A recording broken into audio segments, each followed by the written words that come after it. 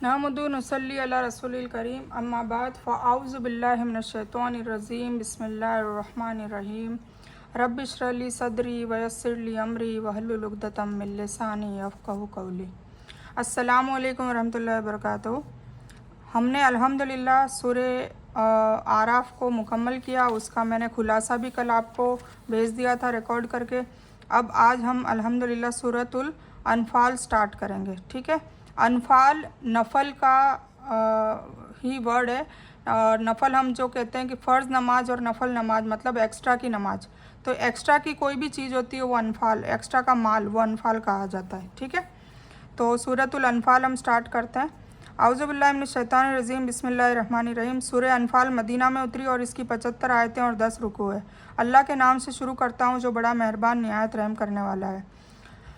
ये लोग आपसे जंग में मिले माल के बारे में पूछते हैं। आप कह दीजिए कि जंग से हासिल माल अल्लाह के हैं और रसूल के हैं, इसलिए तुम अल्लाह से डरो और अपने आपसी रिश्तेदारों को सुधारो और अल्लाह ताला और उसके रसूल के हुक्म की इताअत करो अगर तुम ईमान वाले हो।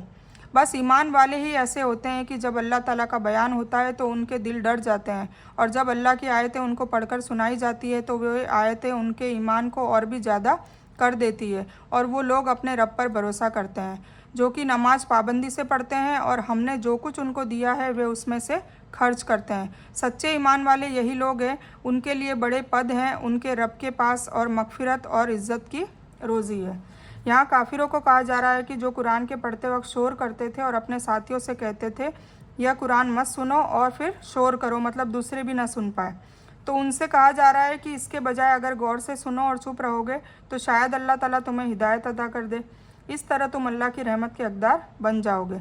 कुछ आलिम इसे आम तौर से लेते हैं, यानी जब भी कुरान पढ़ा जाए चाहे नमाज हो या नमाज न हो सबको चुप होकर सुनने का आदेश है।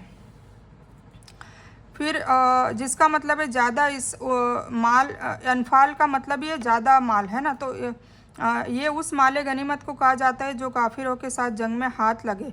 इसे अनफाल इसलिए कहा जाता है क्योंकि यह उन चीज़ों में से है जो पहले के उम्मतों के लिए हराम थी, यानी यह मुसलमानों के लिए एक जायद चीज़ जायज़ की गई है, मतलब ज़्यादा चीज़ जायद की गई है। ये इसलिए कि जिहाद के बदले से जो आखिरत में मिलेगा एक अधिक चीज़ है जो कई बार दुनिया में ही मिल जाती है। ठीक है, इसका मतलब यह हुआ, मतलब हुजूर पाक सल्लल्लाहु अलैहि वसल्लम के दौर के अलावा जितने भी पहले के नबी रसूल के वक्त जब जंगें होती थी तब जो ये माले गनीमत मिलता था जंग के दौरान, तो वो रसूल और नबी के लिए हराम था, पर इसमें हुजूर पाक सल्लल्लाहु अलैहि वसल्लम के लिए हलाल बताया गया है। ठीक है, इसका मतलब यह हुआ कि बयान किए गए तीनों बातों के अनुसार अमल किए बिना ईमान पूरा नहीं है। इससे अल्लाह का डर, तकवा, आपस में संबंधों का सुधार और अल्लाह के रसूल के हुक्म की पैरवी की फजीलत को वाजे किया गया है। ख़ास तौर से जंग में मिले माल के बंटवारे में इन तीनों बातों को ध्यान में रखना ज़रूरी है। इन आयतों में ईमान वालों के 4 अवसाफ बताए गए हैं। 1, यह अल्लाह और उसके रसूल के हुक्म सल्लल्लाहु अलैहि वसल्लम के हुक्म की पैरवी करते हैं, न कि केवल अल्लाह का या कुरान का। ठीक है, मतलब अल्लाह और उसके रसूल सल्लल्लाहु अलैहि वसल्लम की पैरवी करते हैं। अल्लाह का बयान सुनकर उसकी बड़ाई और अजमत के असर दिल काँप उठते हैं, मतलब कुरान सुनते हैं तब उनके दिल लरज जाते हैं, डर लगता है। आखिरत सुनाई जाती है, क़यामत सुनाई जाती है, अजाब सुनाया जाता है, तब डर लगता है, अल्लाह से माफ़ी मांगते रहते हैं। ठीक है, तो एक दूसरी इनकी अजमत ये होती है। 3, ईमान वालों की अजमत बताई जा रही है। ठीक है, 3, कुरान पढ़ने से उनके ईमान में बढ़ोतरी होती है। जब भी वो कुरान पढ़ते हैं तो वो अपने में एक बदलाव लाते हैं और उनके ईमान में बढ़ोतरी होती है और यकीन में पुख्ता हो जाते हैं। और चौथा है वे अपने रब पर भरोसा करते हैं। तवक्कुल का मतलब है ज़ाहिरी असबाबों को अपनाने के बावजूद भी अल्लाह पर भरोसा करते हैं, है ना। मतलब अल्लाह सहाबाओं के बारे में बताया जाता था कि चश्मे की डोरी या जूते का सूत भी बांधने के लिए वो अल्लाह से मदद मांगते थे। हमें भी हर पल में अल्लाह से मदद मांगनी है। ठीक है, ज़ाहिरी असबाब हम किसी और से मदद मांगते हैं, पर पहली मदद कौन करेगा? अल्लाह। जो असबाब, जो जरिया जो बनाएगा वो भी कौन बनाएगा? अल्लाह। ठीक है ना, जैसे बीमार हुए, अब कोई डॉक्टर के पास हम जा रहे हैं तो ये ज़ाहिरी असबाब है, हम इलाज करवाने के लिए तो डॉक्टर के पास जाएंगे ही, जाना ही पड़ेगा। अब हमें वहाँ पर ये दुआ मांगनी है कि या अल्लाह ताला इस डॉक्टर के हाथ में मेरे लिए शिफा कर दे, तो इसमें भी पहले अल्लाह आया फिर डॉक्टर आया। ठीक है, तो ऐसे हम हर जगह पर हम खाना भी बना रहे हैं तो अल्लाह से दुआ करें, या अल्लाह ताला ये खाने में लज्जत तुझे डालनी है, मेरा इसमें कोई ज़ोर नहीं है। ठीक है। या अल्लाह ताला कोई भी काम हो, कोई भी छोटे से बड़ा काम, उसमें अल्लाह को याद करना है, ताकि अल्लाह को एहसास होना चाहिए, अल्लाह को खुद को लगना चाहिए कि मेरा बंदा मेरे अलावा मतलब एक कदम भी नहीं रखता, हर वक्त मुझे याद करता है, फिर उसका आगे उसका कदम वो रखता है। ठीक है, तो हमें ऐसा इंशाल्लाह अल्लाह ताला हम सबको ऐसा बना दे। ठीक है, और यानी ज़ाहिरी असबाब से मुंह नहीं मोड़ते, क्योंकि उनको अपनाने का अल्लाह ने भी हुक्म दिया। ज़ाहिरी असबाब तो हुक्म तो दिया ही है, कोई भी चीज़, जैसे किराने से आप सामान वगैरह लेना जा रहे हो, आपने अपना इलाज कराने डॉक्टर के पास जा रहे हो, है ना, तो कोई भी चीज़ इसके लिए ज़ाहिरी असबाब के लिए आपको किसी न किसी की मदद की ज़रूरत पड़ती है, पर हमें दुआओं में और उसमें हमेशा अल्लाह को पहले रखना है। जैसा कि आपके रब ने आपके घर के सच के साथ आपको निकाला और मुसलमानों का एक गुट इसको भारी समझता था। वह वाजे हो जाने के बाद सच के बारे में आपसे झगड़ा कर रहे थे, जैसे कि वह मौत की ओर हाँके जा रहे हो और उसे देख रहे हो, है ना। कुछ लोग जब जिहाद मतलब जंग, अभी जिहाद का वैसे मतलब है कोशिश करना, ठीक है, पर पहले जब स्टार्टिंग में मुसलमान जब हुए थे, तब उस दौर में जंग करना फ़र्ज हो गया था हर बंदे पर, मतलब या तो वो बूढ़ा हो तो उसको माफ़ थी, या कोई बीमार हो उसको माफ़ थी। ठीक है, बाकी जंग में हर इंसान को निकलने का फ़र्ज़ ऐन था।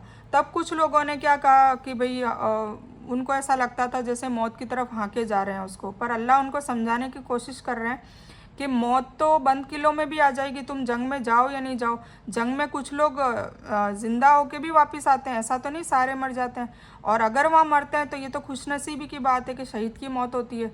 फिर उसके बाद मरने के बाद जो एक्चुअल मौत है, उसमें वो शहीद तो मरता ही नहीं है, उसे ज़िंदा कहा गया है कि वो हमेशा ज़िंदा रहता है। ठीक है, तो ये तो बहुत अच्छी है, बल्कि अगर मौत तो देखो आनी है, चाहे आप घर में बैठे रहे हो, आपका मौत का जो वक्त है वो मुकर्रर होता है।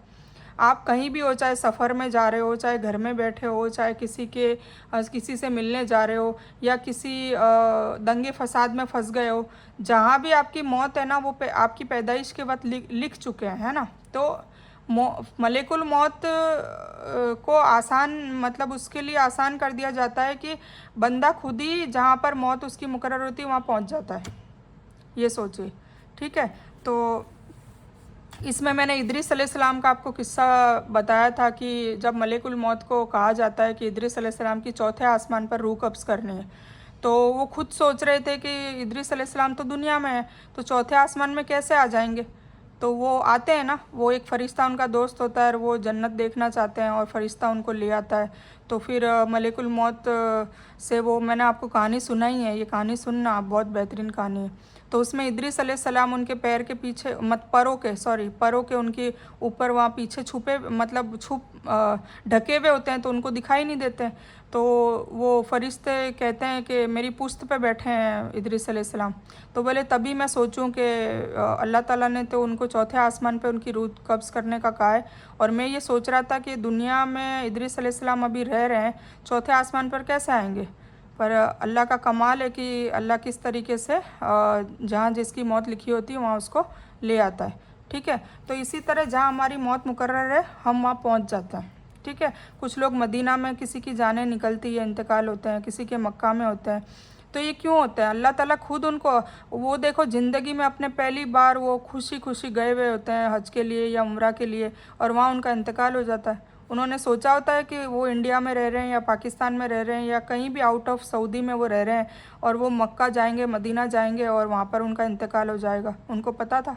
तो हुजूर, तो अल्लाह ताला जहाँ भी जिसका इंतकाल लिखा होता है ना, वो तय होता है। इसीलिए जंग में जाने से कतराना जो था वो बहुत, मतलब उसके लिए गुनाह बताया गया था उस वक्त में। ठीक है, तो ये वही बात है कि और तुम लोग जो उस वक्त को याद करो कि जब अल्लाह तुमसे उन दो गुटों में से एक का वादा करता था कि वह तुम्हारे हाथ आ जाएगा, और तुम उस उम्मीद में से थे कि बिना हथियारों वाला गुट तुम्हारे हाथ आ जाए, और अल्लाह ताला को कबूल था कि वह अपने हुक्म से सच का सच होना साबित कर दे और उन काफिरों की जड़ काट दे, ताकि सच का सच होना और झूठ का झूठ होना साबित कर दे, चाहे मुजरिम लोग पसंद न करें। उस वक्त को याद करो जबकि तुम अपने रब से दुआ कर रहे थे, फिर अल्लाह ताला ने तुम्हारी सुन ली कि मैं तुमको 1000 फरिश्तों से मदद दूंगा जो लगातार चले आएंगे। यानी या तो तिजारती काफिला तुम्हें मिल जाएगा, जिससे तुम्हें लड़ाई के बिना बहुत ज़्यादा माल सामग्री मिल जाएगी। दूसरी हालत में कुरैश की सेना से तुम्हारा मुकाबला होगा और तुम्हारी जीत होगी और जंग से मिले माल सामग्री मिलेगी। मतलब कई जंगों में अल्लाह ताला ने, एक मिनट,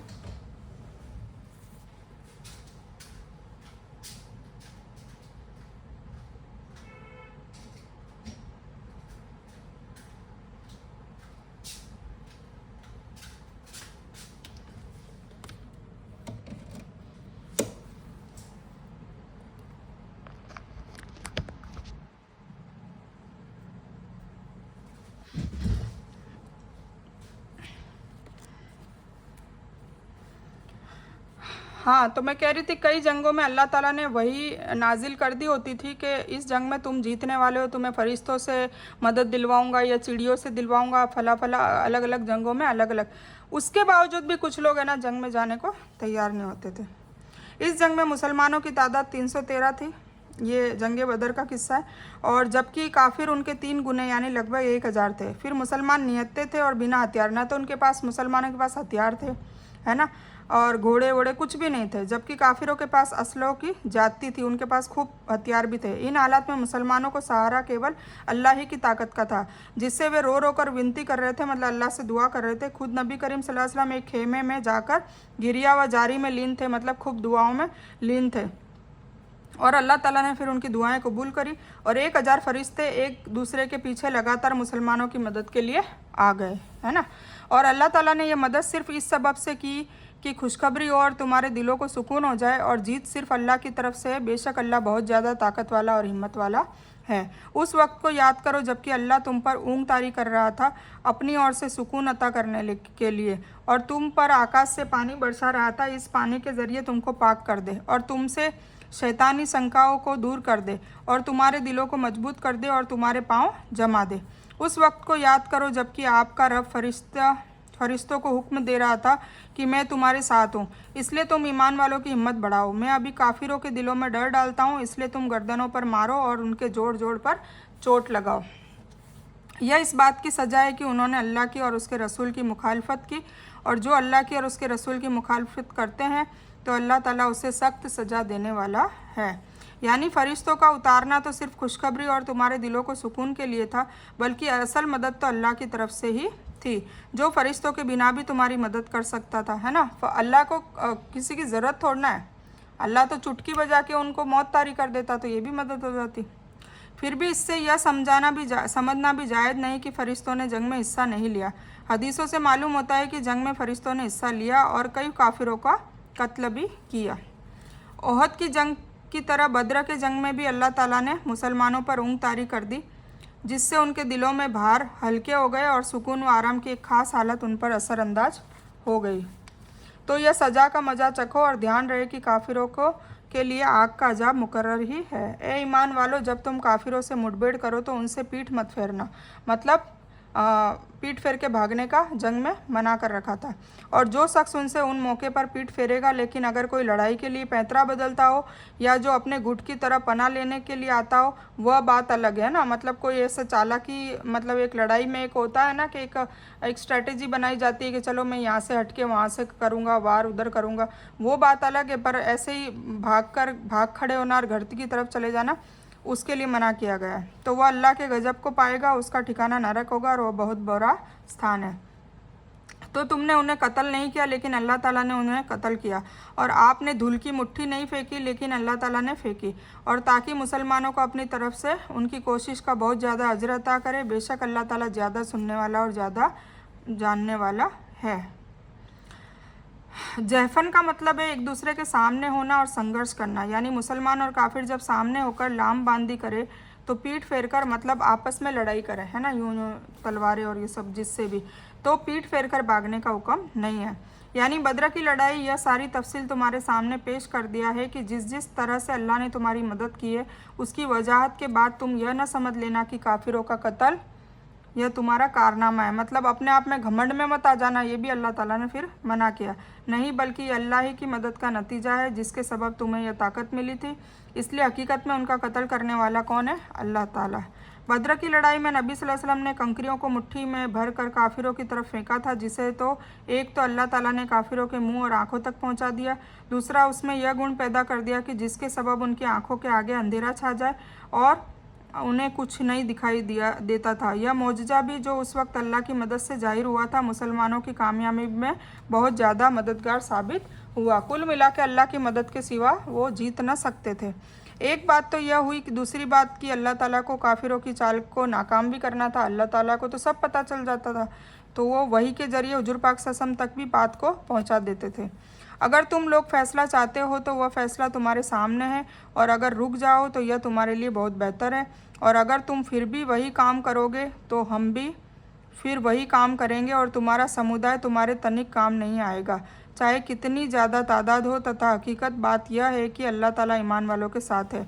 ए ईमान वालों, अल्लाह का और उसके रसूल सल्लल्लाहु अलैहि वसल्लम का कहना मानो, वातिउल्लाह वातिउर रसूल, और उसका कहना मानने से मुंह न फेरो, सुनते जानते हुए भी।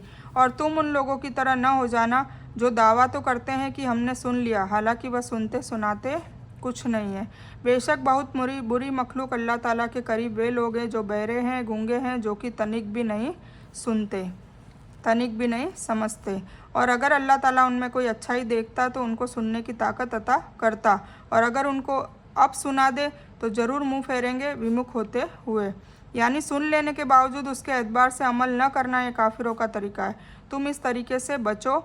अगली ही आयत में ऐसे लोगों को गूंगा, बहरा, अनपढ़ और नासमझ बताया गया है। पहले सुनने से मुराद लाभकारी सुनना है। इससे दूसरे सुनने की प्राकृतिक फितरी तौर से सुनने की ताकत है। यानी अगर अल्लाह ताला उन्हें सच बात सुना भी देता तो वो जानबूझकर उससे मुंह फेर लेते हैं, क्योंकि अल्लाह ताला दिलों की बात जानता है। ए ईमान वालों, तुम अल्लाह और उसके रसूल के हुक्मों की पैरवी करो, जबकि रसूल तुमको तुम्हारी ज़िंदगी बख्श विषय की तरफ बुलाते हैं। और याद रखो कि अल्लाह ताला इंसान के और उसके दिल के बीच आड़ बन जाता है, और बेशक तुम्हें अल्लाह की ही पास जमा होना है। और तुम ऐसी मुसीबत से बचो कि जो ख़ास तौर से उन्हीं लोगों पर नाजिल ना होगी जो तुम में से उन गुनाहों के दोषी हैं। और यह जान रखो कि अल्लाह ताला बहुत सख्त सज़ा देने वाला है। और उस हालत को याद करो जबकि तुम धरती पर थोड़े थे, कमज़ोर माने जाते थे, इस डर में रहते थे कि तुमको लोग उचक न लें, तो अल्लाह ने तुम्हें रहने के लिए जगह दी और तुमको अपनी मदद से ताकत अता की, और तुमको पाकीज़ा रिज़्क़ अता किया ताकि तुम शुक्र करो। ए ईमान वालों, तुम अल्लाह और उसके रसूल के हक़ की खयानत न करो, अपनी सुरक्षित चीज़ों में खयानत न करो, और तुम जानते हो। इससे मुराद या तो बंदों का एक दूसरे पर हक़ है जो बिना किसी तरह के आम और ख़ास की छूट के जुल्म करते हैं।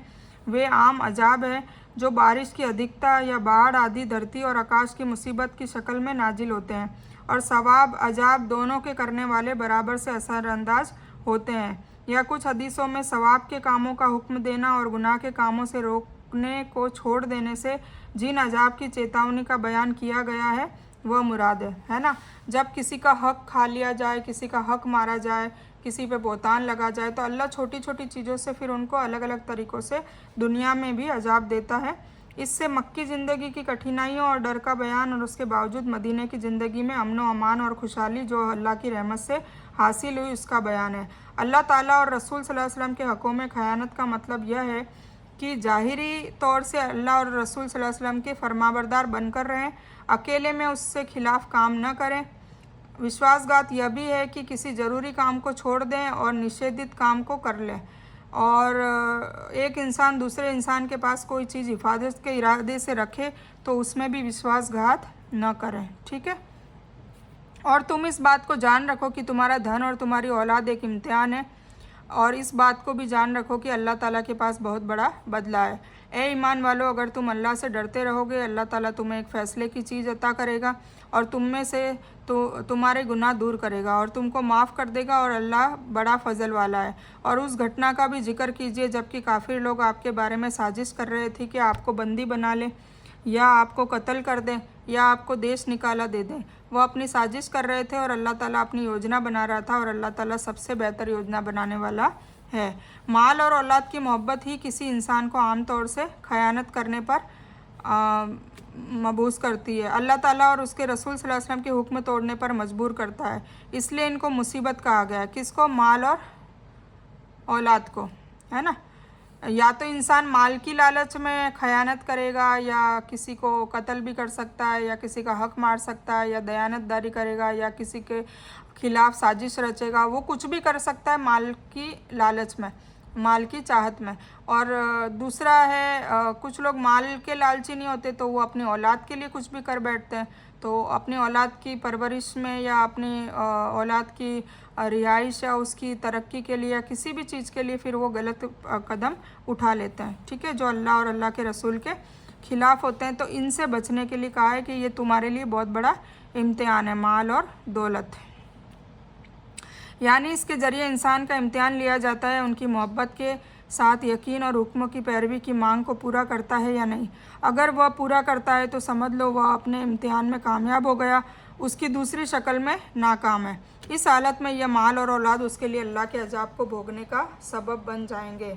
अल्लाह ताला हम सब को इस इम्तिहान में पास करे, और इस इम्तिहान में नाउज़ुबिल्लाह कोई गज़ब ना हो, और अल्लाह ताला इस चीज़ से हमसे, इनके आमालों की वजह से हमसे नाराज़ ना हो। आमीन सुम्मा आमीन या रब्बल आलमीन। यह उस साजिश का बयान है जो मक्के के मूर्ति पूजक नेताओं ने एक रात दारुन नदवा में तैयार किया था। दारुन नदवा में एक्चुअली क्या, मक्का के जो मूर्ति पूजक थे उन्होंने साजिश की थी कि हुजूर पाक सल्लल्लाहु अलैहि वसल्लम को नाउज़ुबिल्लाह कत्ल कर देते हैं।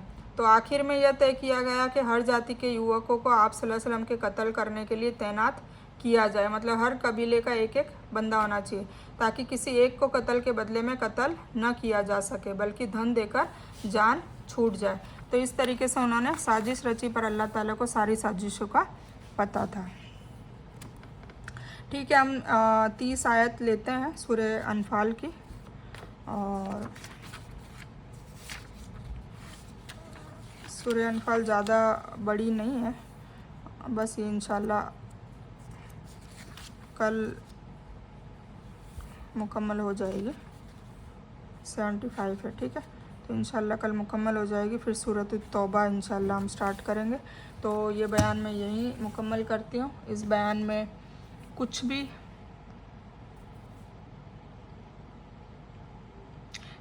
कुछ भी दीन की अच्छी और हक बात आई हो सिर्फ अल्लाह की तरफ से है, और बुरी या गलत बात जो गलती से जज्बात में आकर मेरे मुंह से कुछ भी गलत वर्ड या कोई बात निकल गई हो तो मेरी तरफ से है। और इस गलती के लिए मैं अल्लाह अज़्ज़ व जल से और आप सभी लोगों से माफ़ी की तलबगार हूँ। मैं कोई आलिमा नहीं हूँ, मैं सिर्फ तालिब इल्म हूँ। अल्लाह मेरी कोशिश से आपको सही नफ़े वाला इल्म पहुँचाए, और मैं आप लोगों की हिदायत और हिकमत में सदका जारिया बनूँ, बस मेरी यही तमन्ना है। आमीन सुम्मा आमीन या रब्बल आलमीन। रब्बना आतीना मिन लदुनका रहमतन व हय्यि लना मिन अमरिना रशदा। अल्लाहुम्मा सल्लि अला मुहम्मद व अला आलि मुहम्मद कमा सल्लैता अला इब्राहीम व अला आलि इब्राहीम इन्नका हमीदुम मजीद। अल्लाहुम्मा बारिक अला मुहम्मद व अला आलि मुहम्मद कमा बारकता अला इब्राहीम व अला आलि इब्राहीम इन्नका हमीदुम मजीद। व आखिरु दावाना अनिल हम्दुलिल्लाहि रब्बिल आलमीन। और आपसे मैं माफ़ी चाहती हूँ, थोड़ा सा आज डिस्टर्ब हुआ होगा बीच में, क्योंकि बारिश आ रही है और लगातार, और लाइट वाइट भी जा रही है। तो आपसे माजरत चाहती हूँ, और बाकी मेरी आवाज़ तो आपको आ ही रही होगी, ठीक है।